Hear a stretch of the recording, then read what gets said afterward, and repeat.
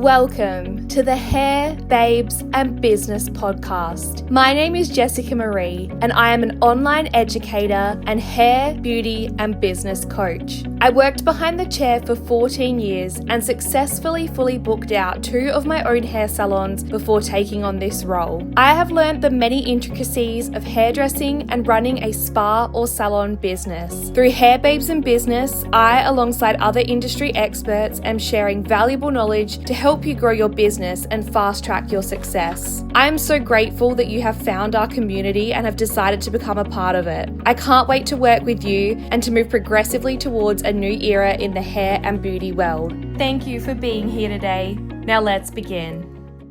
Hello, hair and business babes, and welcome to this week's Monday episode of the Hair, Babes and Business podcast. For those of you who don't know, my name is Jess and I am the host and founder of Hair, Babes and Business, and Mondays are a very special day on the Hair, Babes and Business podcast because on Mondays I share episodes where I've collaborated with special guests. Today's episode I've actually taken from an Instagram live I did a couple of weeks back with the gorgeous Anne-Marie from Serene Flow. Anne-Marie is a hairdresser with 26 years of experience behind her, a non-toxic hair extension specialist, and a hairdressing coach who teaches marketing, business strategies, and is passionate about helping stylists find their unique voices online to help them attract their dream clientele. Anne-Marie is an expert when it comes to all things social media and becoming confident in creating content and showing up online. Anne-Marie and I have actually collaborated before, and if you haven't already listened to the episode we recorded together, which is episode 63, interview with Anne-Marie from Serene Flow, I would highly recommend checking that one out too. In today's episode, Anne-Marie and I discuss a variety of topics, including business mistakes we've made and how we overcame them, changes and challenges that come along with growing your business, challenges that come along with having a team, social media and overcoming the fear of being online, owning a business during the financial crisis, being fully present in the salon, self-care and avoiding burnout, and much, much more. As always, I will pop all of Anne-Marie's links in the show notes so that you can go and share some love with her. But for now, let's jump into today's episode with the lovely Anne-Marie from Serene Flow.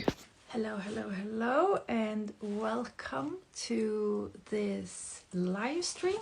I'm super excited because today I have a guest. Jess is about to join us live, and today we're going to talk all about scaling your business, having a team.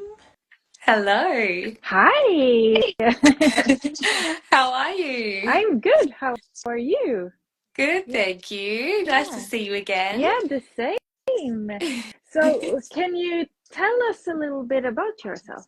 Absolutely. So my name's Jess. I'm from Australia, South Australia, and I've been in the hair and beauty industry for 14 years now and sort of started going from apprentice to senior stylist. And then I opened my first salon, which was a home salon. And that was kind of in the midst of COVID. So I really became very passionate about learning how to think outside the square to sort of overcome adversity in the industry, any kind. It could be lots of different things, but really just trying to come up with solutions to problems that we face within the industry. And then after that, I kind of, that tricky time during COVID, I did a lot of stuff online trying to educate people on how to style their hair with a beanie to hide their greys or style their hair with a headband or all those sorts of things. When we were able to reopen, my business just absolutely boomed and I kind of outgrew that space. So then I opened my first commercial salon and I booked that out as well. So that's where I kind of started in the industry, and now I'm kind of on the other side of things and teaching people strategies and ways to do that themselves as well, because something I'm really passionate about is the fact that the gap between your hairdressing and beauty education versus actually stepping into and running a business is really huge and can be really overwhelming. And most of us, when we go into it, we really are just going into it really blindly and having to learn by making lots of mistakes and things. So that's where I'm kind of at. I kind of want to teach people everything that I've learned to help fast track their success in business so that they don't have to make all those mistakes, because I've made them and I can share the knowledge from making those mistakes. Yeah. So a trick question here. No, not a trick question, but what We like love that. what are the biggest mistakes that you made that you want to warn people about?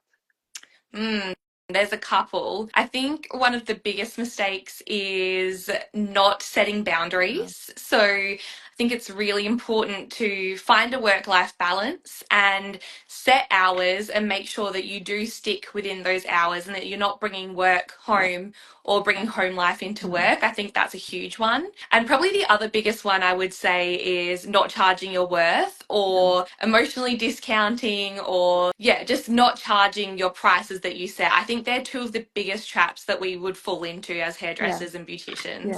Yeah. Why do you think that people have this tricky relationship with money and charging your worth and so on? I think as hairdressers, we are very like empathetic and very kind people, and we give. That's who we are. We have to be that to be good at our jobs. But I think sometimes we find it hard to recognize, like, you know, you don't have to give in the sense of giving away money that you should be earning. And I think that's Yeah. something we really struggle Yeah. with. Yeah. And I know myself. So I've been working as a hairstylist for over 26 years. But I remember in the beginning, most of the clients that I had was friends and friends' friends. And then it was this weird distinction when you actually had them in your chair. And do I treat it as a client or do I treat it as a friend? And then that idea of what do I charge? Do I discount because it feels like a friend and so on? Do you have any suggestions like how to deal with that kind of situation? Because I know many people when they're starting out could be in the same situation.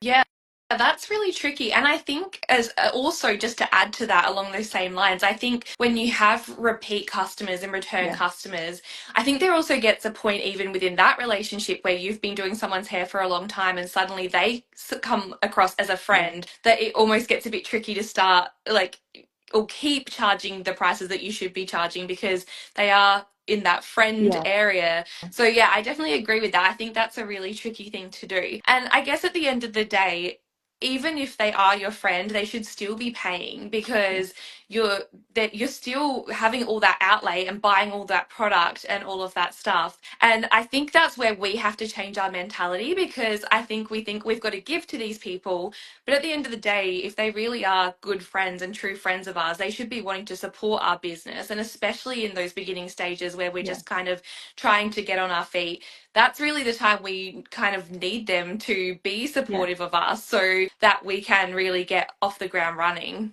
yeah. And I think what I learned was to actually remember that you have a set of bills to pay.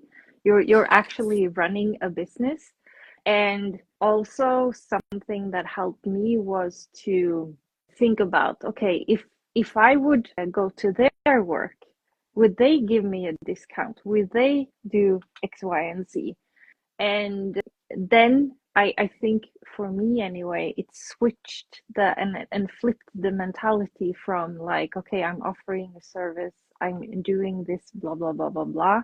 And do you have any other suggestions on how to make that flip in your mindset? Yeah, I think just before I do add to that, I think that's a really interesting point that you've made there. And I think it's so interesting because you're right, there is really no other industry that would get away with that. Like, if you had a friend who's a plumber, you're going to pay plumber rates. Or if you have a friend who's an electrician, you're going to pay regular electrician rates. But for some reason, with hair and beauty, it is interesting that it's almost expected that there's a Yeah, discount. And I think that's an interesting point that you made there. yeah, But I think another thing that's really important, and this is something that I'm really passionate about too, is actually really knowing your yeah, numbers, like really yeah, knowing what the cost of things are. And I think a lot of a lot of hairdressers, we're creative people and we really are creative minded, and sometimes numbers and maths and all that sort of stuff, it's a bit like overwhelming, and we're like, no, I don't really want to learn that side of things. But I think when you really do truly know your numbers, you understand why it is so important that you are charging correctly and that you are making profit on what you're doing, because otherwise you might end up that you're doing these services and you're actually putting yourself in debt because you're not charging properly. Yeah, yeah, yeah. And I think I've helped people with this as well, and they actually realize that they are paying out of the pocket some days when they're opening the salon. So I think that that's really something to become very aware of. Otherwise, you will have Yeah. one of those days where your brain becomes poof because of the situation that you're in. Yeah, it's really interesting you say that, because if you think about it in the way of like, would you say to your 10 closest friends, I'm going to give you all $300 each to go and Mhm. get your hair done? Like, you just wouldn't do that. That's crazy. That's not your Yeah, responsibility. But if we aren't charging properly and we are putting in our pockets to basically pay for our friend's hair, it's essentially the same thing that we're doing. yeah, yeah. So you were talking about that you first have your home salon and then you opened something bigger. What was the biggest mindset shifts that you had to do apply from working by yourself to actually having a team and being with other people? I think imposter syndrome is really Yes. difficult, and just wondering if you're actually worthy of what you're doing and if you're actually capable of what you're Hmm. doing. It's fighting that self doubt in your mind all the time Yeah. that's telling you that you're not ready to be where you are, or you're not worthy to be with Hmm. you are where Hmm. you are. That's really, really hard. A really good way to overcome that is doing a lot of self development work. I think overcoming those, well, just learning how to quiet those voices in your mind that tell you that you're not capable or not confident enough or not worthy. Yeah. Being able to learn how to overcome that is like really powerful. Yeah. I think that's a really big Yeah. help. Yeah, and I think that for every new level of your business, those voices are going to come back. So it's so, so important that we we actually maybe have tools or know how to even that out. Something that I've learned as well is even if you have that little voice in the back of your head, showing up anyway is very important because it's through that we can succumb any thoughts and ideas about that. Absolutely. And I Yeah. think to a degree, it's good to have a certain level of fear, Hmm. because it means that you care about it and you want to do it right. You want to do it properly. So I think it's good to have a little bit of that. But like you said, it's learning how to manage that is like will determine how you Yeah. move forward. Yeah. So when you opened the bigger salon, did you start to have a team and people working for you, or are they renting chairs? Yeah. So I had a team that were working for me. Hmm. So what was the biggest challenges there, and what recommendations do you have for someone that maybe wants to take that next step? So I think there was two different challenges that I really faced with that. The first was being like learning how to do things like wages and super and tax and all of those sorts of Hmm. things. That was, I don't know if it's called super over there, but that's basically like your retirement fund, Oh, okay. basically. Yeah. Hmm. Yeah, yeah. So learning how to do all of that was really challenging, and I think the best thing that I could recommend is to get yourself a really good bookkeeper and a really good accountant to help you with those sorts of things. So that was obviously like a financial and money side of things. The other thing that was really challenging for me personally, and I've grown a lot since I first started, but just learning how to manage people. I think when I first started, I was very non-confrontational, and not that what I was doing was confrontational, but it felt like it was to me, Mm. like trying to say to people like, I didn't like how this was done, can we like look at different ways to do it and Yeah. things like that. I really struggled with that because I never wanted to feel like the bad guy, but it's interesting, like you have to learn those skills to make sure that everyone is keeping to a certain standard and a certain level, and everyone is on the same page when it comes to like what you're trying to project your business to be and how you want your customers to be taken care of. So it is hard to find that. It's hard to learn to be okay with like saying if things aren't running how you want them to. That's not a bad thing. It's actually a good thing to make sure that everyone is headed in the same direction and has the same vision. Yeah. So do you have any suggestions on how to get the team to work together in a better way? I think there's lots of different ways you can do that. I think obviously management is very important, and learning to get comfortable with having the uncomfortable conversations is a huge thing. But there's so many ways that you can get your team on board. I think having team bonding days is really important, and sometimes that can be having like a really fun day out and going and doing like an escape room or something like that. I think escape rooms are a great way of doing team bonding because you can really see how everyone like contributes and what their different skills are and all those sorts of things. But it can also be something really serious, like, well, not serious, but like more vision focused, like having a day where you all create a vision board, having a day where you really talk about like where you want the salon to go, what you see the future looking like, what people's roles are, and just really getting people on board with that, I think is really important. So yeah, I think that team bonding can look very different and you can do it in a bunch of different ways, but I think it's important to have those days to make sure that everyone's like feeling a part of the team, feeling included, feeling valued, but also in alignment with the vision. So do you think a good suggestion is to craft the vision together with the team so that they feel included in it? Yeah, I think at the end of the day, ultimately, the vision will be the business owner's vision. But I think, yeah, it is important to have the team on board with that. And I think there's definitely certain aspects of that that you can have the team involved in, making sure that, yeah, everyone feels like they are a part of it. Because I think people will work better towards a vision if it's something that aligns with their vision as well. Yeah. So could a good suggestion for someone when they're actually hiring to talk with the people applying for a job to talk about the vision so that they actually understand what it is that you're aiming for? Yeah, I think that's Yeah. huge. I think it's really important to make sure that the people that you're bringing into your team are in alignment with what your plan is and what your vision is. And another thing that I think is important too, and I don't know what it's like over there, but I know here we can definitely have trial periods. And I think it's really important to do that to make sure, because I think someone can tell you everything that you want to hear, but when they're actually working with you and they're doing the long days and they're having to do those jobs that are not necessarily the fun jobs, you really get to know someone's true personality and true character. And I think that's a really good way to see if they are actually a good fit for the team or not. Yeah, yeah. And I think that testing the waters like that is very important. Doesn't matter like where you're at or what it is that you're trying to achieve and so on. I know that a lot of salon owners struggle with having their employees create content to market their business. Do you have any tips on how to shift that?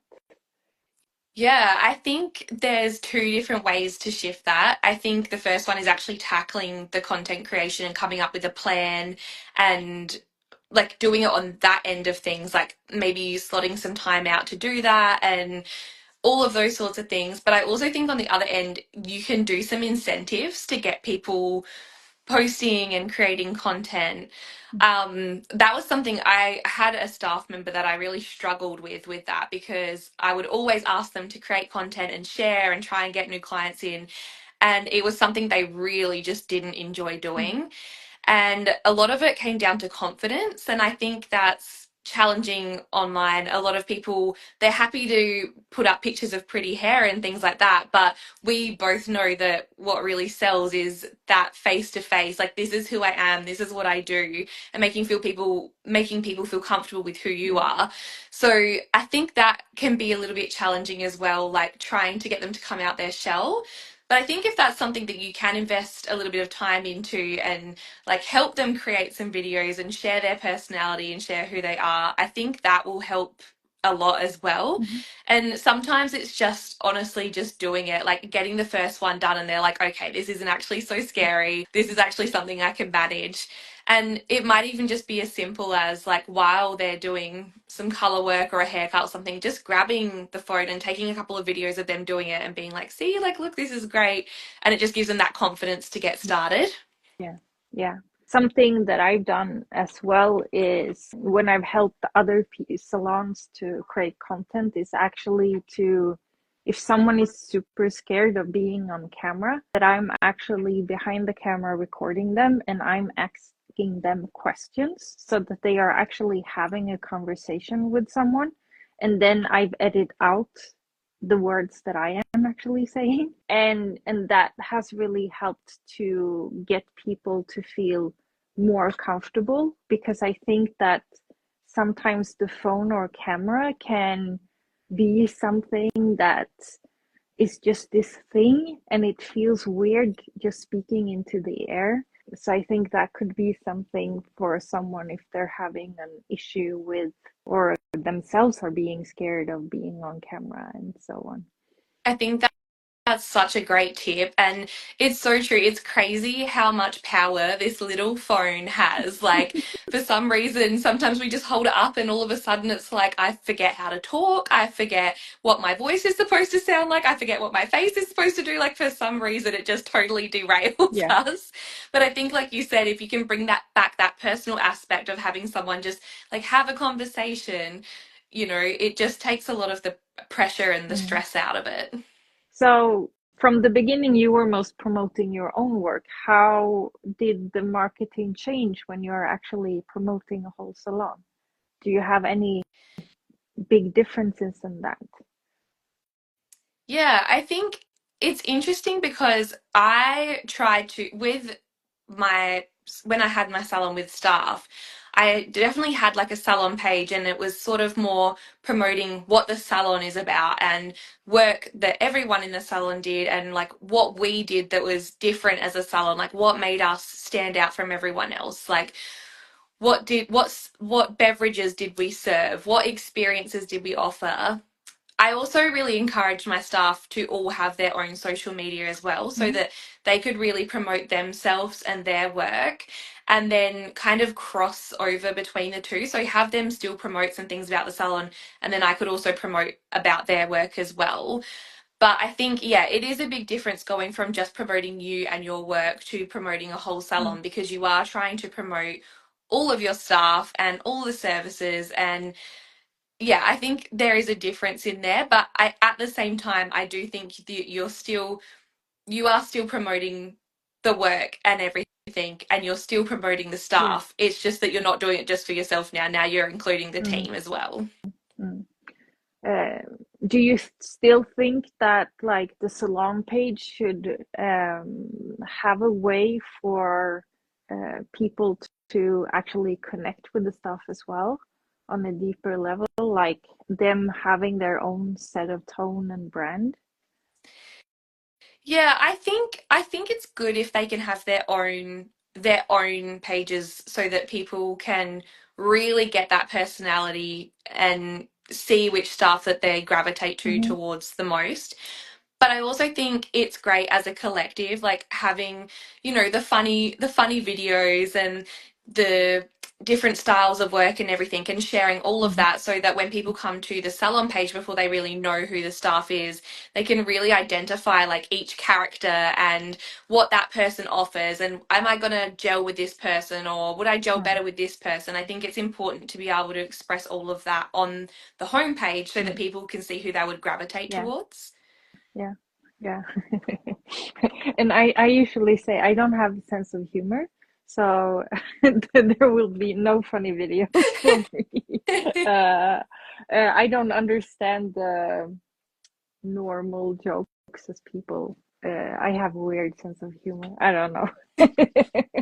But I think that's such a good thing because I think everyone is Yeah. unique. And I think if you're doing the normal thing just to, because you think that that's what's going to go viral or that's what people want to see, you're going to attract the wrong people. And I Yeah. think if you can really express who you are, then you're going to attract your perfect dream clientele, because it's going to be people who resonate and relate to you, and they're going to be drawn to you because they're Mm. like, oh, you're not like everyone else. You actually get my like weird sense of humor, Yeah. or you get like these little quirks that I also enjoy Mm. as well. I think that's really important, to be genuine and show up online as who you truly are. Mm.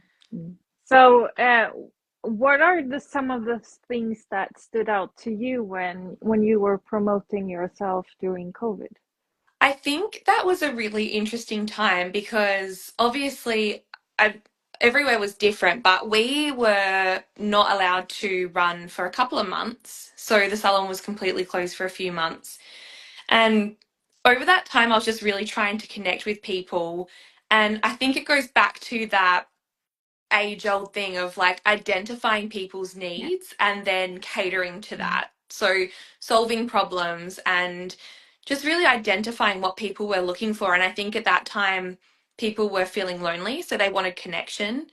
People had more time on their hands than they ever had before. So it was a great time to learn new skills. How do you curl your hair? How do you do a braid? All Mm. those sorts of things. And also having that bit of quirkiness and trying to make some light of a really quite dire Mm-hmm. situation of being Yeah. like, let's learn how to hide the grays, let's learn how to style a beanie and all those sorts of things. I mean, it really didn't matter because no one was going anywhere anyway. No. But I think just having those little bits of things that could provide a bit of like light entertainment in a time that was really heavy, Mm. I think that really helped. And that really changed for me the way that I did social media, because I just suddenly realized that like at that point in time, I really wasn't trying to gain new followers. I was really just trying to invest in the followers that I already had. Mm. And it was crazy how doing that, it actually did gain so many more followers. And that was not my Mm. intention. But investing in people and trying to solve problems and like just really cater to people's needs, it just attracted so many more people. And Mm. so I think that's a really valuable lesson that I learned throughout that time, about the way you post is not always necessarily to go Mm. viral. It's actually to help Yeah. and yeah, meet Yeah. needs.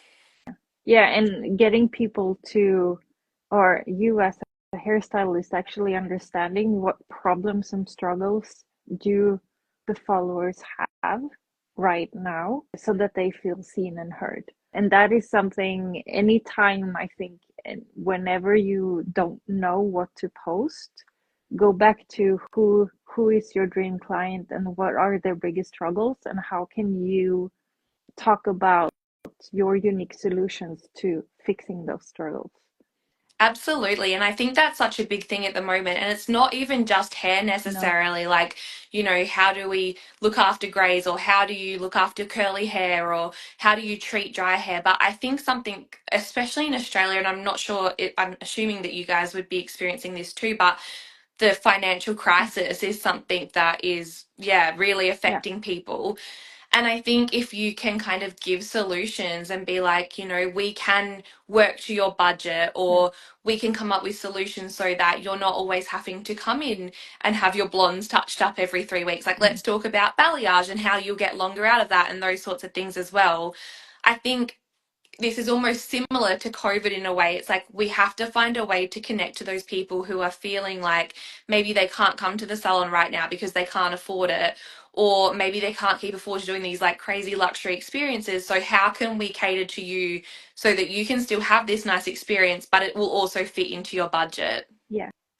Yeah. And something that I've done over the years is working with hair extensions. I've actually had three different brands at three different price points for the hair. So depending on where the clients are at financially, they can get hair at a cheaper price point so that they still can come into the salon and do that hair, because I know a lot of people been wearing hair extension for quite some time, like me, feel naked without it. So they feel weird if they don't have that extra cushion on their head. I love that. And I think that's great to be able to offer different solutions and different options for people. And I think that's the thing, like, it's a stigma that we're really trying to break at the moment. But I think sometimes people do have this perception that going to the hairdresser has to be really expensive and you're going to get upsold, upsold, upsold, and it's going to be like super expensive products. And that's not actually always the case. And people don't realize that just because they haven't been educated that there is other options. And I think especially with the social media, if you can be like, hey, we actually have these 3 different options of extensions, so you can have the really luxury experience and the really luxury product, or if you are like, if things are a bit tight at the moment, like, here is another solution for you that's going to give you all those good feelings and it's going to fit into your budget. And I think that's really important. Like, we can use our social media to educate our clients as well as sell who we are and what we do.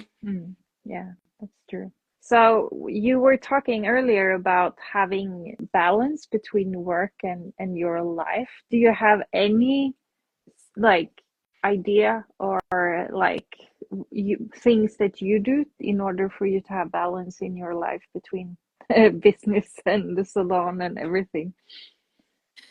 I think it's just really comes down to being really disciplined. Like, you really have to set your intentions of the hours you want to work and the things that you want to do in the salon and the things that you want to do at home, and then just be really strict with actually sticking to those things.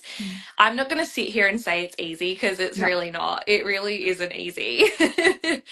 But I think at the end of the day, I kind of always I find it easier to relate it in a different way. So in my head, I'm like, I know that if I have this time off, rather than frame it as, oh, that's selfish of me to take this time off and I should be in the salon, I reframe it to be like, if I take this time off, I'm going to be better in the salon Yes. because I'll be well rested, I'll invest more, I'll be able to give the best of me. And I think being able to reframe that really helps. It's the same with the money thing, going back to that before. Like, once you know your numbers, you know that if you're not charging properly, then you're not going to be able to afford to pay your bills and pay for your rent and pay for your stock, which essentially means that you could end up not having a business. And then are you really helping your clients in giving them a discount when in actual fact it could mean that you can't even have a business because you aren't charging properly? And it's the same when it comes to your time and having a really healthy work-life balance. If you can reframe it that you're actually doing the right thing by your clients by making sure that you have a good healthy work-life balance, because it means that you can invest in them and give them the best of their give the best to them when you're in the salon. I think sometimes that makes it a little bit easier to kind of justify it to yourself. Do you have any suggestions for people that feel icky when uh, they maybe don't respond immediately to clients' questions and so on? Because I know that that is a huge thing for a lot of hairstylists, that they believe that they have to respond directly and be there all the time. I struggled with that very, very much. That was a really big problem for me. And I actually, like, this is drastic, but it worked. I ended up just having 2 separate Yeah. phones, and I didn't have my work social media on my personal phone. And then at the end of the day, I would leave the work phone either at the salon, or if I'd bring it home, I would switch it off and put it away so that I couldn't look at it. And I think that really helps, like, having those boundaries. I think that's a really good way to kind of keep it separate. I had an experience once where I had everything all on the one phone, and I had a girlfriend come over from interstate, and we were going out for the day and gonna go have a really nice lunch. And I'm very lucky, I live very close to a really beautiful wine region in Adelaide, so we're going to go do a wine tasting. We had like a whole day planned, and we're literally in the Uber on the way, and I got a message from a client saying that they weren't happy with their hair and they wanted it changed. And it just ruined the whole day. Yeah. And I was like, I have to set boundaries in place because this just isn't working. Yeah. It's not good to have those things interrupting each other. No. Yeah, and I've done the same thing when it comes to having a separate phone. And what also helped me is to not have any type of notifications on my phone either, because anytime, for me anyways, but anytime I see that there is this flash on my phone, my brain immediately goes like, what's happening, what's going on, what in like, and I get so caught off with what I am doing that I just wanted to check that, did something go wrong, or blah blah, who wants to hear from me.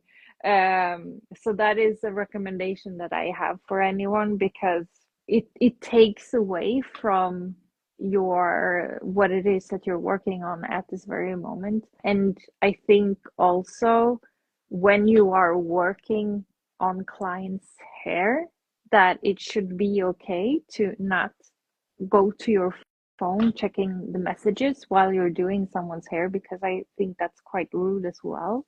Yeah. And train your clients that I respond when I have the time, and put it in rephrase it so that they understand that then I won't, when I'm with you, I will be 100% with you when I'm doing your hair, and not being on my phone while I'm doing your hair. Yeah. I think you raised a couple of really valid points there. Something that I did when I was like running my big commercial salon is that I would have like, if I started at 10, I would always block out an hour before work at 9 o'clock to go in and answer all the messages.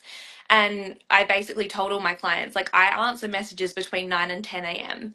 Yeah. And if you message outside those hours, I will 100% get back to you, but it will be on the next business day between 9 and 10.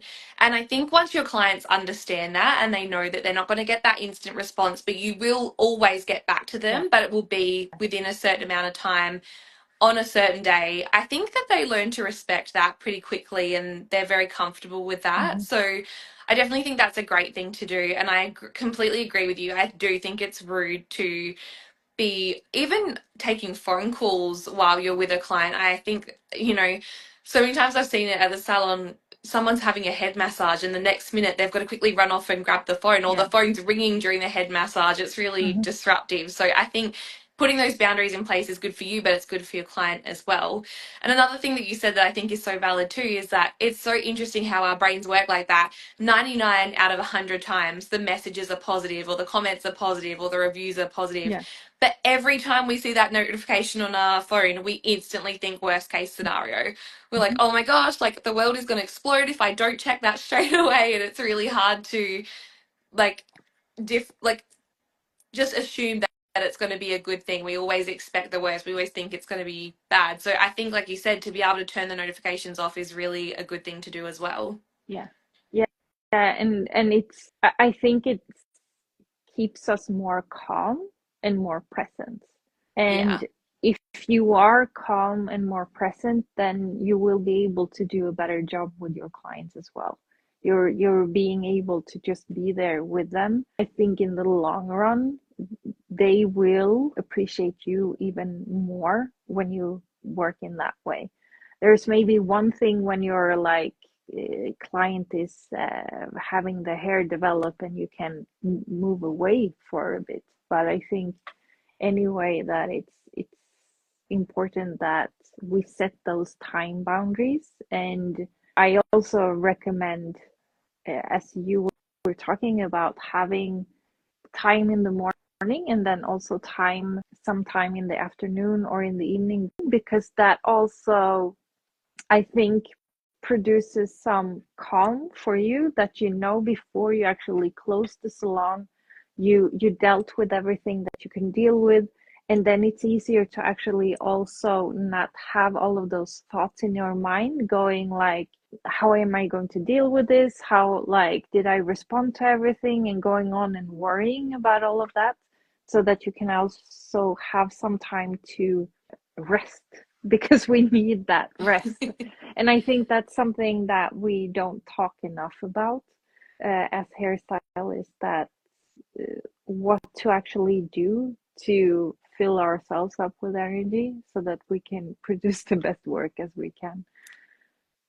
Yeah, I think that's so important. It's so interesting. I recorded a podcast episode with someone a couple of months ago, and she was saying that like she always makes sure that she has at least one holiday scheduled a year, because she knows that when she comes back she's going to be so refreshed and she's going to have all these new ideas and have all these new things she wants to implement, and just having that break makes her a better hairdresser because she comes back recharged. And you know, burnout in our industry is so common Yeah. and so real, and I think it's so important that we do start learning to take better care of Mm. ourselves. Yeah. Do you have any rituals that you do? I am a huge fan of mental health walks. I Yeah. think that is amazing. I'm very lucky I live very close by the beach, so Mhm. always go for a beach walk. But I think meditating and journaling, they're all really good ways Mhm. to make sure that you're kind of having a brain dump if you need to get things off your Mhm. mind. Something that I learned a long time ago is just always having a journal by the bed, so that if you wake up in the middle of the night with your mind racing and a million thoughts, just being able to write it down and get it out of your brain, it really does help so much.